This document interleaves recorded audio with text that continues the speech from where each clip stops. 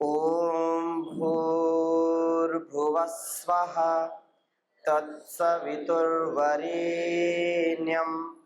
भर्गो देवस्य धीमहि धियो यो नः प्रचोदयात्। ॐ असतो मा सद्गमय तमसो मा ज्योतिर्गमय मृत्योर्मा अमृतं गमय। ॐ शान्तिः शान्तिः शान्तिः। प्रातः स्मरणीय वंदनीय युग प्रोधा युग दृष्टा योग ऋषि परम पूज्य गुरुदेव जी महाराज आयुर्वेद शिरोमणि आचार्य जी महाराज की सूक्ष्म उपस्थिति को प्रणाम करते हुए समस्त ऋषि परंपरा को समस्त गुरु परंपरा को स्मरण करते हुए प्रणाम करते हुए हम यहाँ इस पवित्र प्रांगण में गायत्री शक्ति पीठ में इस मंदिर में बैठे हैं, माँ की गोद में बैठे हैं। इस पूरे समस्त इसके कण कण को प्रणाम करते हुए आपके हृदय में विराजमान उस भगवान को प्रणाम करते हुए इस बड़वानी जिले में जो पहली बार आगमन हुआ है और एक ध्येय के साथ आज यहाँ पर आप सब हमारे दिव्य आत्माएं योगी आत्माएं उपस्थित हैं और साथ साथ बच्चे भी उपस्थित हैं, मातृशक्ति उपस्थित है। मेरे साथ जो निरंतर प्रवास में हैं हमारे राज्य प्रभारी भाई आदरणीय राजेंद्र जी, आदरणीय कृष्ण योगेंद्र जी, भाई प्रेम जी, आदरणीय हमारे जो यही निरंतर लग कर के कार्य कर रहे हैं ऐसे हमारे विक्रम जी और श्रद्धामयी हमारी सुधा जी, सुधा माता जो निरंतर प्रवास में कर रहे हैं, भारत स्वाभिमान पतंजलि योग समिति, महिला पतंजलि योग समिति, युवा भारत किसान सेवा समिति और भी हमारे जो राज्य प्रभारी हैं अलग अलग सेवाओं में, क्योंकि 21 जिलों का कार्यक्रम रखा है एक साथ, तो एक एक दिन में 2-2 3-3 जिले जा रहे हैं। और उसका ध्येय क्या है, उसका लक्ष्य क्या है कि हम सब निरोगी बने, हम सब योगी बने, हम सब उपयोगी बने। हमारा जीवन उस परम पिता परमेश्वर का दिया हुआ वरदान है, उसके हम सब बच्चे हैं और अपना जीवन जितना पवित्र होगा उतना ही हम लोग की सेवा कर पाएंगे।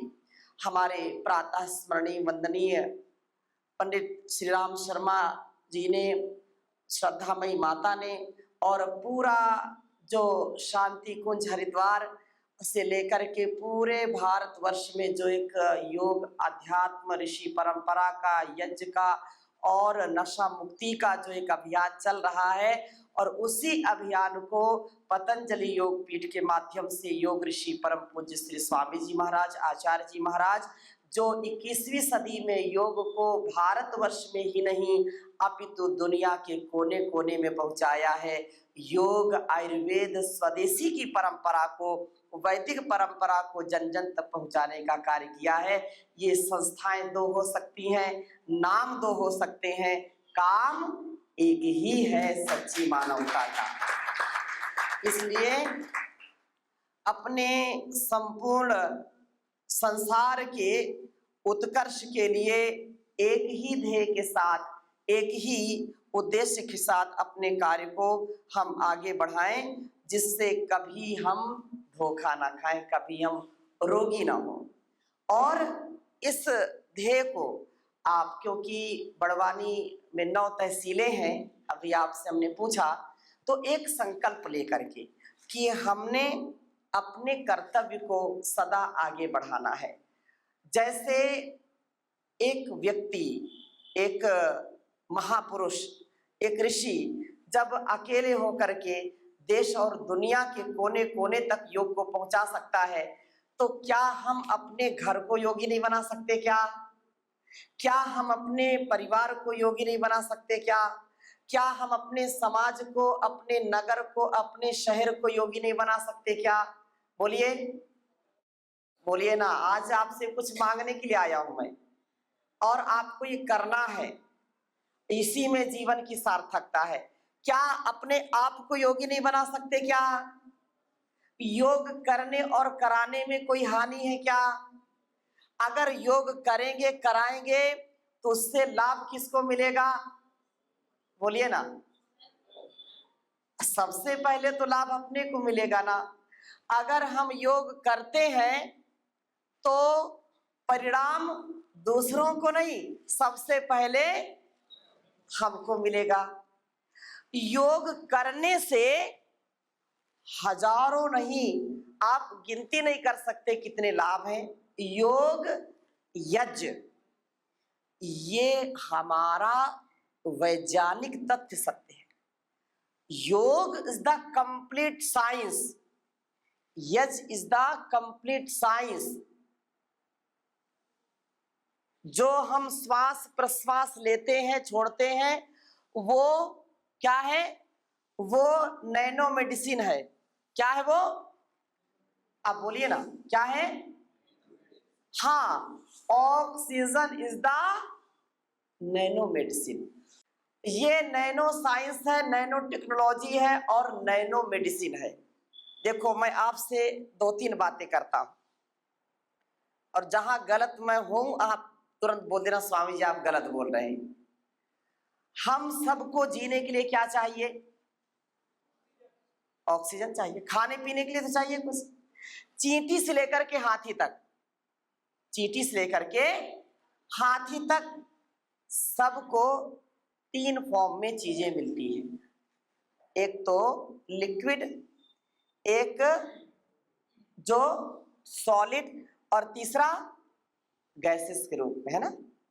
3 प्रकार के हम आहार, या तो हम पानी पीते हैं, दूध पीते हैं या जो भी तरल पदार्थ है ना, और जो खाना खाते हैं रोटी सब्जी दाल चावल आदि जो भी है, और तीसरा प्राणवायु श्वास लेते हैं। सबसे महत्वपूर्ण क्या है? अगर व्यक्ति को 2-4 दिन भोजन न दिया जाए तो काम चलेगा कि नहीं? चल जाएगा। लोगों ने तो, हमारे आदरणीय आचार्य जी बैठे हैं, वयोवृद्ध हैं, बहुत आपने लोगों को सुना होगा कि 10 दिन 15 दिन का व्रत रखा, कई तो महीनों महीनों का व्रत रखते हैं। अभी चतुर्मास चल रहा है तो लोग चतुर्मास करते हैं, केवल एक टाइम थोड़ा सा खाया ना खाया काम चलता है। अभी एक जैन मुनि जी 500 दिन का व्रत रखा उन्होंने। कितने दिन का? 500 दिन तक कुछ नहीं खाया, थोड़ा सा एक निवाला ले लिया और उसी से काम चलाया। कभी कभी ऐसा होता है लोग आमरण अनशन कर लेते हैं और आमरण अनशन में कुछ खाते नहीं। तो अगर हम 10 दिन 15 दिन अन्न छोड़ दें, केवल लिक्विड में रहे, महीनों अगर लिक्विड में रहे तो कोई हानि। अभी मध्य प्रदेश के ही दादा गुरु नाम सुना है सबने, और केवल माता नर्मदा का जल पी करके रहते हैं, है ना, नर्मदे हर। तो वो केवल जल पी करके रहते हैं और कोई शरीर में समस्या नहीं है, दौड़ते हैं आराम से, प्राणायाम करते हैं, योगाभ्यास करते हैं और आराम से रहते हैं, कोई दिक्कत नहीं। तो मतलब अगर सॉलिड ना मिले, लिक्विड मिले तो भी जीवन चल सकता है। अच्छा, अगर लिक्विड भी ना मिले तो काम चलेगा कि नहीं चलेगा? बोलिए ना, कितने दिन चलेगा? 2-4 दिन चलेगा। चलिए, एक घटना आती है, विदेश की एक घटना है, जापान साइड की, कि एक बार बहुत भूकंप आया और इमारतें गिर गईं। एक व्यक्ति कुछ दिन जब राहत कार्य चला तो एक व्यक्ति नीचे दबा हुआ मिला और वो जिंदा था। 10 दिन तक उसने ना कुछ खाया और ना कुछ पिया, 10 दिन तक वो जिंदा रहा। इसका मतलब क्या है कि अगर कुछ पीने को भी ना मिले तो श्वास से हम रह सकते हैं। अगर इसी को, 2 चीजें तो हो गई, सॉलिड और लिक्विड नहीं लिया तो भी चला। अब यदि हम जो प्राणवायु लेते हैं, यदि 1 से 2 मिनट किसी को ना दी जाए तो चलेगा क्या जीवन? बोलिए ना। तो महत्वपूर्ण क्या है सब में? तीनों में सबसे महत्वपूर्ण क्या है? प्राणवायु। प्राण शक्ति सबसे बड़ी शक्ति है, प्राण शक्ति सबसे बड़ी औषधि है। इसलिए ऋग्वेद, यजुर्वेद, सामवेद, अथर्ववेद में प्राण की बड़ी महिमा गाई है। आवात वाहि भेषजम विवात वाहि यद्रपाह त्वं हि विश्व भेषजो देवानां दूत ईयसे प्राणस्यदं वसे सर्वं त्रिदिवि यत् प्रतिष्ठितं मातेव पुत्रान् रक्षस्व श्रेष्ठ प्रजां च विदेहि नैति। कहा कि प्राण शक्ति सबसे बड़ी शक्ति है। प्राण वायु ये महाऔषधि है, रोगियों के लिए महाऔषधि है और योगियों के लिए समाधि का साधन है। मन और इंद्रियों पर भी कंट्रोल करने का सबसे उत्तम उपाय है प्राण वायु, प्राण का आयाम करना, प्राणायाम करना, ये हमारे लिए अत्यंत ही लाभकारी है। तो अपना संपूर्ण जीवन हमको पूर्ण संयमित व्यवस्थित बना करके जीना है। और प्राण की शक्ति इतनी अपार शक्ति है कि आप इसको मतलब शब्दों में कह नहीं सकते। 100 रोगों की एक दवा सुबह सुबह की ताजी हवा। बोलो 100 रोगों की एक दवा सुबह सुबह की। जैसी होगी वायु वैसी होगी आयु। क्या बताया? जैसी होगी वायु वैसी होगी आयु। पहले का वातावरण इतना शुद्ध होता था, हमारे सब बुजुर्ग, सब हमारे योगी सब योग का अभ्यास करते थे, शुद्ध वातावरण होता था, यजन करते थे, भजन करते थे और 100 साल से ज्यादा जीवित रहते थे। आज हवाओं में जहर है, खान पान में भी जहर है, शुद्ध रहा व्यवहार नहीं, इसलिए सुखी परिवार नहीं। जिधर देखो मिलावट है। आज सुबह मैं बुरहानपुर में था तो 4 बातें मैंने वहां बोली कि मिलावटी, दिखावटी, सजावटी, बनावटी व्यवहार से व्यक्ति कभी सुखी नहीं रहेगा। क्या बताया? हाँ, मिलावटी। अब देखो जमाना है मिलावट का, मिलावट खूब होती है, बची ना कोई चीज खालिस की बीजों में मिलावट है। ये धुंधली आंखें, ये हिलते दांत यूं फरियाद करते हैं कि अंजन में मिलावट है, मंजन में मिलावट है।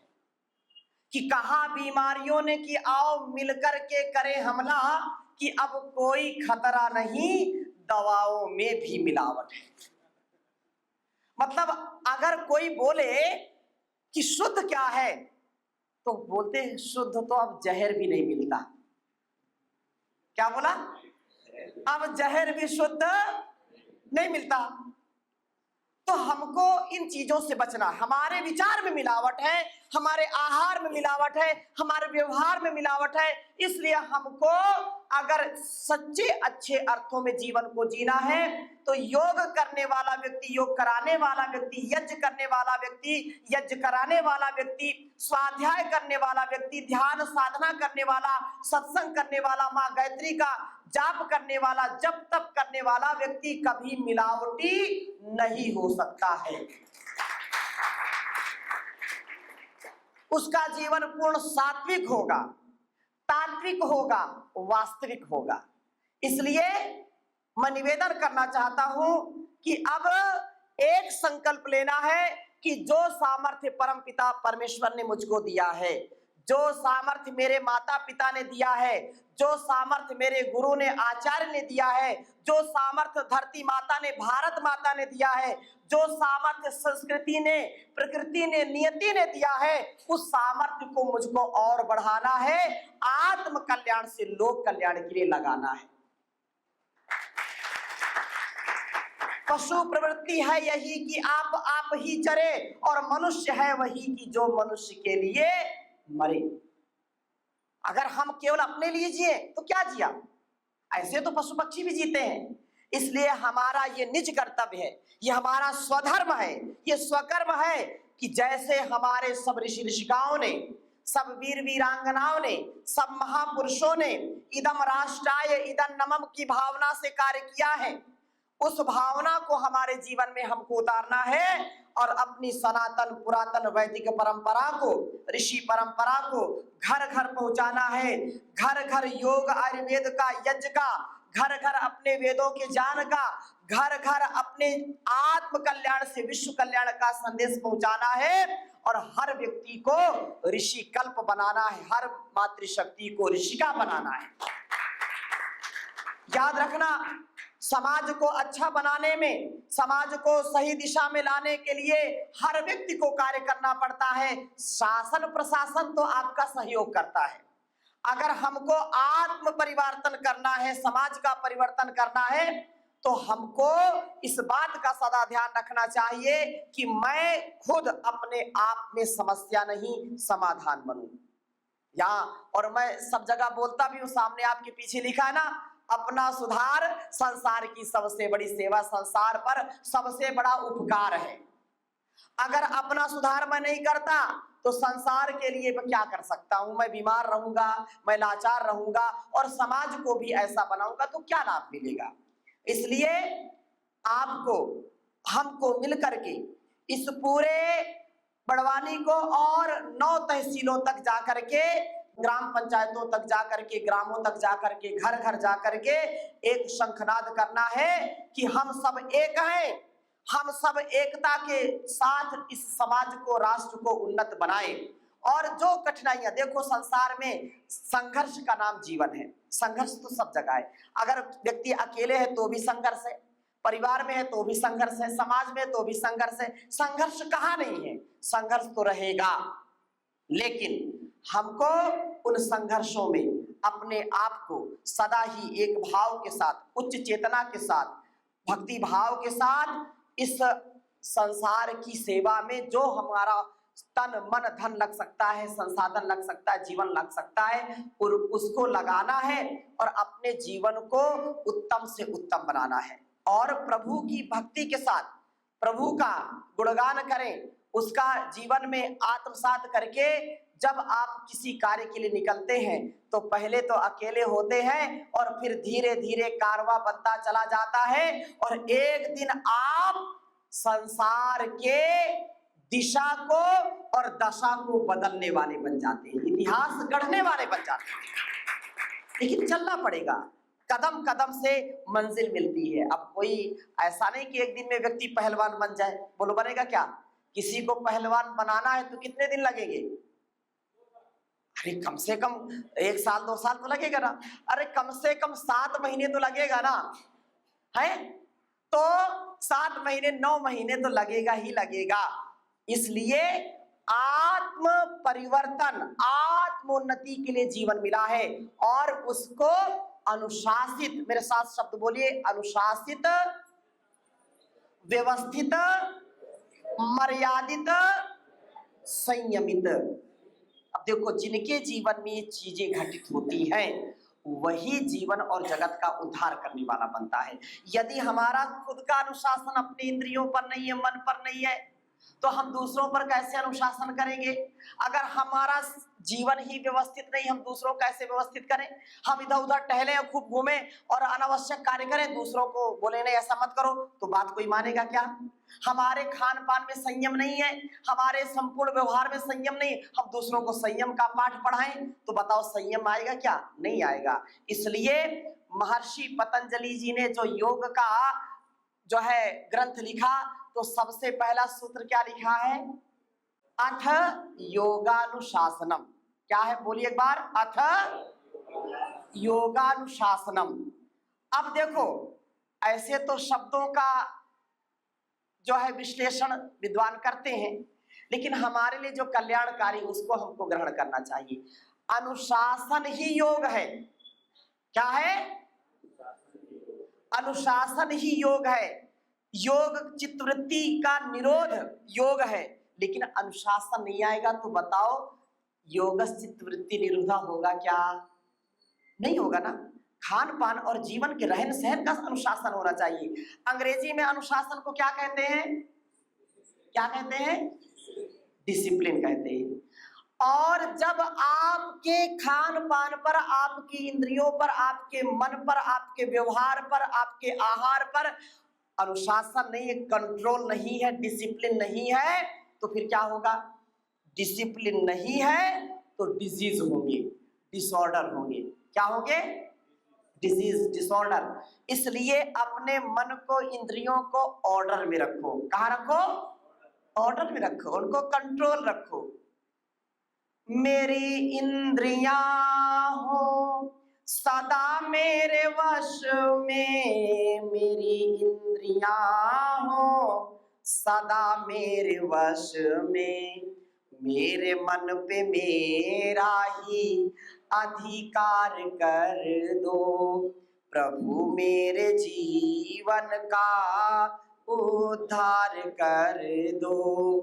भंवर में है नैया इसे पार कर दो, मैं गाऊं सदा वेदों की ऋचाएं, मैं गाऊं सदा वेदों की ऋचाएं, तन मन में वेदों का संचार कर दो, प्रभु मेरे जीवन का उद्धार कर दो। न समझूं मैं जग में किसी को बेगाना, न समझूं मैं जग में किसी को बेगाना, मुझ में विश्व भर के लिए प्यार भर दो, प्रभु मेरे जीवन का उद्धार कर दो। भंवर में है नैया इसे पार कर दो, न शुभ कर्म करने में पीछे रहूं मैं, न शुभ कर्म करने में पीछे रहूं मैं, कुकर्मों से मुझको खबरदार कर दो, प्रभु मेरे जीवन का उद्धार कर दो। पथिक राह में हो कोई दीन दुखिया, पथिक राह में हो कोई दीन दुखिया, मदद के लिए मुझको तैयार कर दो, मदद के लिए मुझको तैयार कर दो, प्रभु मेरे जीवन का उद्धार कर दो। भंवर में है नैया इसे पार कर दो। तो संसार के मझधार में, संसार के व्यापार में हमको आगे बढ़ना पड़ेगा, और संसार के लिए ही हमारा जीवन मिला है। अगर हम इस मनुष्य जीवन का उद्देश्य कहें, किसी से आप पूछिए कि आपको मनुष्य का जीवन मिला है, कैसा लग रहा है, क्या बोलेगा? अच्छा लग रहा है। उसको बोलो क्यों मिला है, तो थोड़ी देर चुप हो जाएगा, फिर अपने अपने भाव प्रकट करते हैं कि संसार की सुख भोगने के लिए मिला है। कोई बोलेगा संसार में व्यापार करने के लिए मिला है, कोई कुछ बोलेगा, कोई कुछ बोलेगा। जो अध्यात्म के लोग हैं वो बोलेंगे मुक्ति के लिए मिला है कि मुक्त हो जाए हम, कोई बोलेगा भक्ति करने के लिए मिला है। अलग अलग सबके उत्तर होते हैं, लेकिन शास्त्रीय विमर्श में 4 उद्देश्य बताए हैं: धर्म, अर्थ, काम और मोक्ष। 4 उद्देश्य के लिए मनुष्य का जीवन मिला है। और हम 4 को भी यदि और संक्षिप्त कर दें तो 2 उद्देश्यों के लिए जीवन मिला है। पहला उद्देश्य है आत्म कल्याण, क्या है? और दूसरा उद्देश्य है विश्व का कल्याण। क्या बताया? आत्म कल्याण और विश्व कल्याण। आत्मनो मोक्षार्थम जगत हिताय च।